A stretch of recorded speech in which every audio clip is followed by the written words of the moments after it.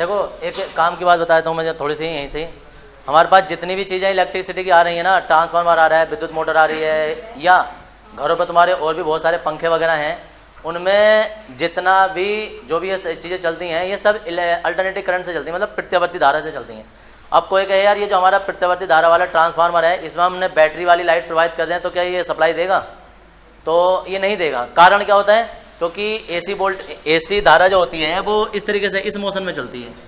प्रत्यावर्ती धारा जो होती है अल्टरनेटिव करंट इस मोशन में चलता है। डीसी जो है वो डायरेक्ट चलता है। अब डायरेक्ट चलता है, इसमें जो है वो आवृत्ति होती है।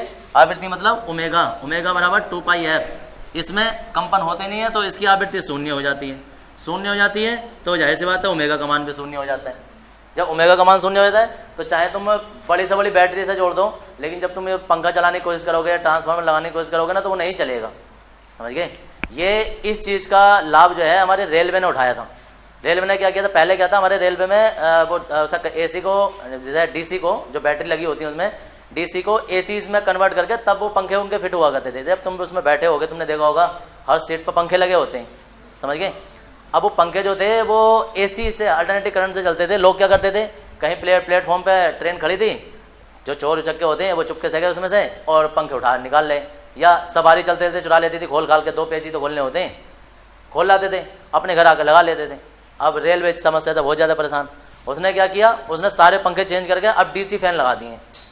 अब डीसी फैन लगा दिए मतलब घर में डीसी किसी के होती नहीं है, ज़्यादा से ज़्यादा 12 वोल्ट होते हैं। 12 वोल्ट में तो एक बल्ब भी ना जलेगा छोटा सा, ये होता है। अब अगर जो तुम पंखे खोल के भी लाओगे रेलवे के तो वो घर आके चलेंगे नहीं।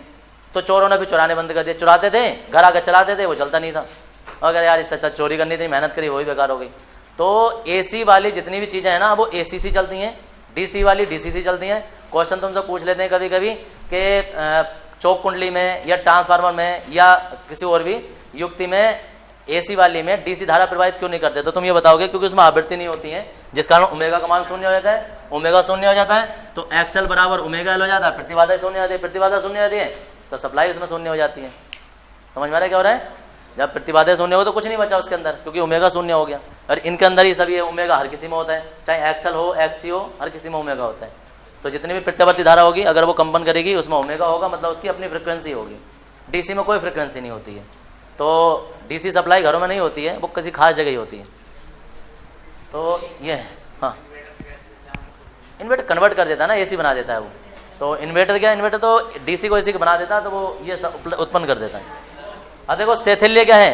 शैथिल्य यही है, यहाँ धारा बहेगी, यहाँ आकर शून्य हो जाएगी, फिर यहाँ बहेगी, यहाँ शून्य हो जाएगी, यहाँ तक बहेगी, फिर शून्य हो जाएगी। तो क्या होता है प्रत्यावर्ती धारा में